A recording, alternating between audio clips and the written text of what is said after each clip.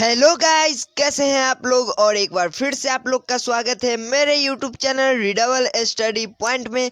और मैं हूं राजिद। तो आज मैं आप लोग को पढ़ाने वाला हूं 100 मार्क्स के हिंदी के 4th चैप्टर का ऑब्जेक्टिव क्वेश्चन आंसर। ओके, तो वीडियो स्टार्ट करने से पहले जो लोग मेरे चैनल पर नए हैं या मेरे चैनल को अभी तक सब्सक्राइब ना किया है तो जल्द से जल्द मेरे चैनल को सब्सक्राइब कर दे और बेल आइकन बजा दे ताकि हमारा लेटेस्ट वीडियो सबसे पहले आप तक पहुंचे। ओके, तो चलिए देखते हैं क्वेश्चन। पहले हम बता देते हैं आपको कि अर्धनारीश्वर लिखा गया है रामधारी सिंह दिनकर के द्वारा। इसके पहले वाले वीडियो में मैंने अर्धनारीश्वर का समरी बताया है। जो लोग अभी तक वो समरी नहीं देखे जल्द से जल्द समरी देख ले मेरे चैनल पर जाकर, या मैं इस वीडियो के डिस्क्रिप्शन में उस वीडियो का लिंक दे दूंगा। अब जरूर उस वीडियो को देखिए, अर्धनारीश्वर का बहुत ही अच्छा है। ओके, तो चलिए देखते हैं क्वेश्चन। पहला क्वेश्चन है,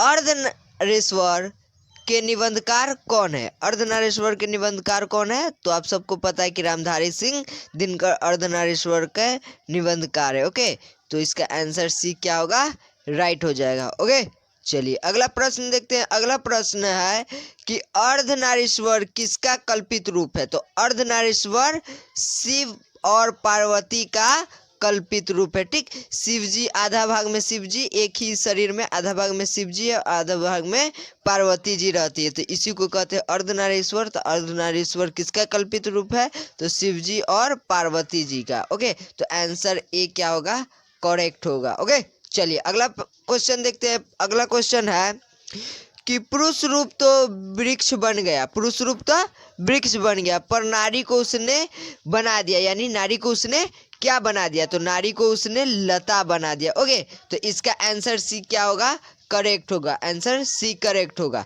चलिए अगला प्रश्न देखते हैं। चौथा प्रश्न है कि पुरुष जब नारी गुण लेता है तो क्या बनता है। जब पुरुष नारी गुण लेता है तो पुरुष देवता बन जाता है। ओके, तो इसका आंसर डी क्या हो जाएगा, करेक्ट होगा, देवता बनता है। ओके, चलिए आगे देखते हैं। अगला प्रश्न है कि दिनकर दिनकर किस युग के कवि है। तो दिनकर छायावादोत्तर युग के कवि है। ठीक है, छायावादोत्तर युग के कवि है, तो इसका आंसर बी क्या होगा, बी इसका करेक्ट होगा। ओके, चलिए अगला प्रश्न देखते हैं। अगला प्रश्न है, नारी जब नर के गुण लेती है तो क्या बन जाती है। नारी जब नर का गुण लेती है तो क्या बन जाती है? तो ये राक्षसी बन जाती है। देखिए ऐसे तो ये बात गलत है कि राक्षसी नहीं बनती है, वो तो देवी बन जाती है, क्योंकि उसमें पुरुष का भी गुण है और स्त्री का भी गुण है। लेकिन कुछ जो हमारे पूर्वज है उनके द्वारा कहा गया है कि नारी जब पुरुष का गुण ले लेती है, नर का गुण ले लेती है, तो वो राक्षसी बन जाती है। ओके, तो इसका आंसर सी क्या होगा, आंसर सी करेक्ट होगा। चलिए अगला देखते हैं। अगला प्रश्न है, अगला प्रश्न देख लेते हैं। कामिनी कामिनी अपने साथ कैसी शांति लाती है। तो कामिनी अपने साथ यामिनी जैसी शांति लाती है। ठीक है, एकदम यामिनी एकदम सुखद शांति होती है, उसी को कामिनी क्या लाती है अपने साथ, तो यामिनी जैसी शांति लाती है। तो आंसर सी क्या हो जाएगा, इसका सी करेक्ट हो जाएगा। ओके, चलिए आगे देखते हैं। अगला प्रश्न है, गंधारी थी, गंधारी क्या थी। तो गंधारी दुर्योधन की माँ थी। सब महाभारत देखे हैं, सबको पता है कि जो गंधारी क्या है, दुर्योधन की माँ है। तो इसका आंसर क्या हो जाएगा, आंसर ए करेक्ट हो जाएगा। ओके, चलिए अगला प्रश्न देखते हैं। अगला प्रश्न है, प्रेमचंद थे, प्रेमचंद क्या थे। तो वो तो गीतकार नहीं थे, फिल्मकार नहीं थे और न संगीतकार थे, तो वो थे क्या, कथाकार थे। ठीक, तो प्रेमचंद्र एक कथाकार थे, तो इसका आंसर सी क्या हो जाएगा, सी करेक्ट हो जाएगा। ओके, चलिए अगला प्रश्न देखते हैं। अगला प्रश्न है,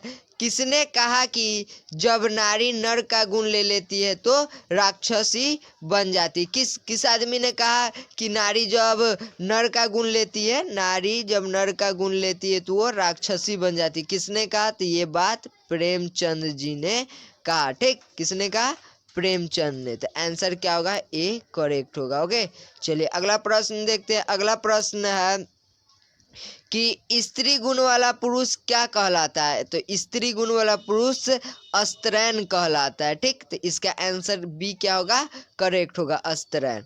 चलिए आगे देखते हैं अगला प्रश्न। दिनकर को किस कृति पर भारतीय ज्ञानपीठ पुरस्कार प्राप्त हुआ?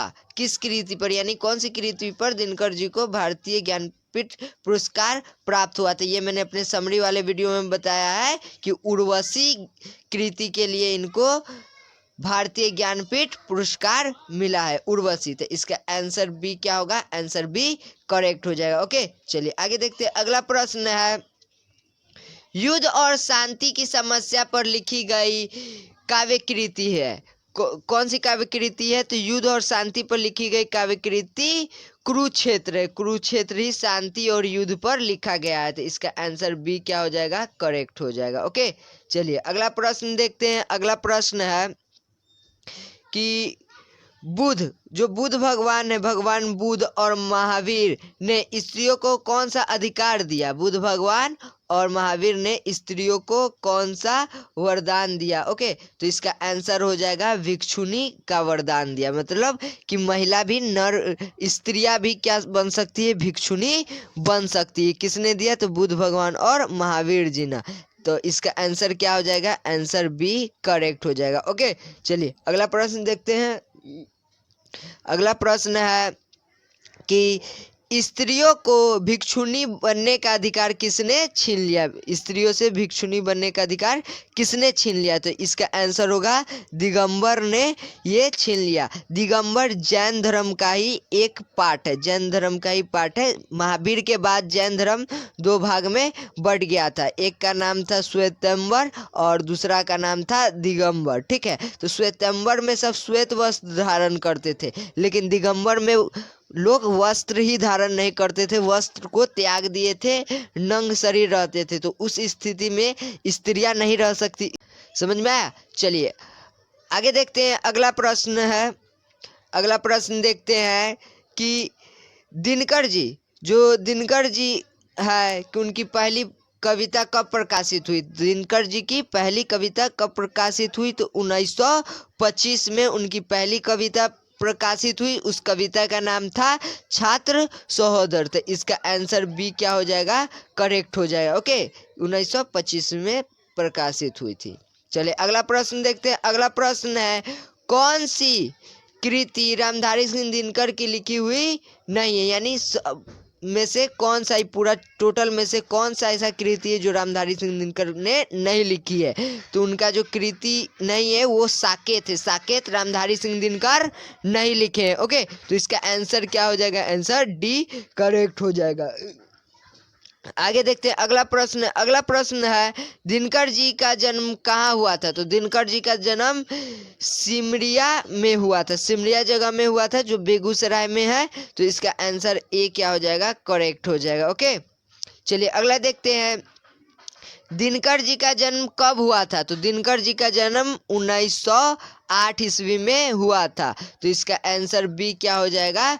करेक्ट हो जाएगा। ओके, चलिए आगे देखते हैं। अगला प्रश्न है, कौन सी कृति रामधारी सिंह दिनकर की लिखी हुई है? कौन सी कृति है इस चारों में से? ओके, तो ये जो शुद्ध कविता की खोज है यही रामधारी सिंह दिनकर का लिखा हुआ कृति है इस चारों में से। तो आंसर ए क्या हो जाएगा? करेक्ट हो जाएगा। चलिए अगला प्रश्न देखते हैं। अगला प्रश्न है, बापू मेरी माँ पुस्तक किसने लिखी है? तो बापू मेरी माँ पुस्तक बापू की पोती ने लिखी है। ठीक, दादाजी के लिए पोती ने लिखी है। तो आंसर बी करेक्ट हो जाएगा। ओके, चलिए आगे देखते हैं। अगला है, अगला प्रश्न है, सभ्यता का पहला सोपान क्या है? सभ्यता का पहला सोपान है कृषि का विकास।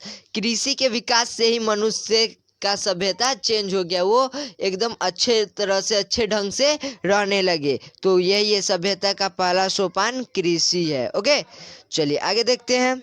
आगे है, दिनकर जी की मृत्यु, दिनकर जी की मृत्यु कब हुई थी? दिनकर जी की मृत्यु 1974 में हुई। ठीक, चलिए आगे देखते हैं। अगला है, संस्कृति के 4 अध्याय किसकी कृति है? तो सबको पता है कि संस्कृति के 4 अध्याय दिनकर जी की, रामधारी सिंह दिनकर जी की कृति है। तो इसका आंसर डी क्या हो जाएगा? करेक्ट हो जाएगा। ओके, चलिए अगला प्रश्न देखते हैं। अगला प्रश्न है रामधारी सिंह दिनकर की मृत्यु किस कारण से हुई थी? तो रामधारी सिंह दिनकर की मृत्यु दिल के दौरा पड़ने से हुई थी। ठीक, रात में इनको दिल का दौरा पड़ा और हॉस्पिटल ले जाया गया 3 मिनट के अंदर ही। कौन सा हॉस्पिटल? तो विलिंगडन नर्सिंग होम में, लेकिन वहाँ पर 3 मिनट के अंदर ले जाने पर भी वो नहीं बच पाए। ठीक, तो इसका आंसर बी क्या हो जाएगा? करेक्ट हो जाएगा। और यहाँ पर क्वेश्चन समाप्त होता है। ये बहुत ही वीवीआई क्वेश्चन था एग्जाम के व्यू से, तो इसको जरूर अच्छा से याद करके जाइए। ओके, तो आज के लिए इतना ही। Thank you for watching this video. और वीडियो पसंद आया तो लाइक कीजिए, ज़्यादा से ज़्यादा शेयर कीजिए, और जो लोग मेरे चैनल पर नए हैं वो चैनल को सब्सक्राइब कर दे और बेल आइकन बजा दे, ताकि हमारा लेटेस्ट वीडियो सबसे पहले आप तक पहुंचे। आज भर के लिए इतना ही, अब अगले वीडियो में मिलेंगे। Okay, good bye, best of luck, Jai Hind.